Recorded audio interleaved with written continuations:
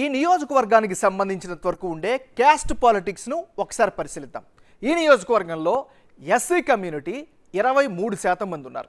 ముస్లింలు 12% మంది, యాదవులు 11%, ఎస్టీ సామాజిక వర్గం 11%, గౌడ్స్ 9% మంది ఉన్నారు. అంటే కోదాడ నియోజకవర్గంలో కులాల వారీగా ఓటర్లు వెల్లడించిన అభిప్రాయాలను ఓసారి పరిశీలిస్తే ఇక్కడ ఎస్సీ జనాభా 23% మంది ఉన్నారు.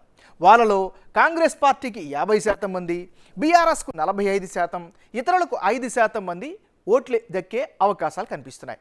అంటే సిట్టింగ్ ఎమ్మెల్యే పట్ల వ్యతిరేకత, నియోజకవర్గంలో ఎస్సీ ఓటర్లతో కాంగ్రెస్ నేతలకు సత్సంబంధాలు, ఇందిరమ్మ ఇల్లు దక్కాయి అనే భావన హస్తం పార్టీకి ఎస్సీలను ఆకట్టుకునేలా చేస్తున్నాయి. 12% ముస్లింల జనాభాలో ప్రధాన ప్రతిపక్షానికి 50%, అధికార పార్టీకి 45%, ఇతరులకు 5% మంది అండగా నిలుస్తున్నారు. ఇక ప్రభుత్వ వ్యతిరేకత కాంగ్రెస్కు కలిసి వచ్చే ఛాన్సెస్ కనిపిస్తున్నాయి. 11% చెప్పున ఉన్న యాదవులు, ఎస్టీలు, 9% మంది ఉన్న గౌడ్స్ కూడా అదే అభిప్రాయంలో ఉన్నారు.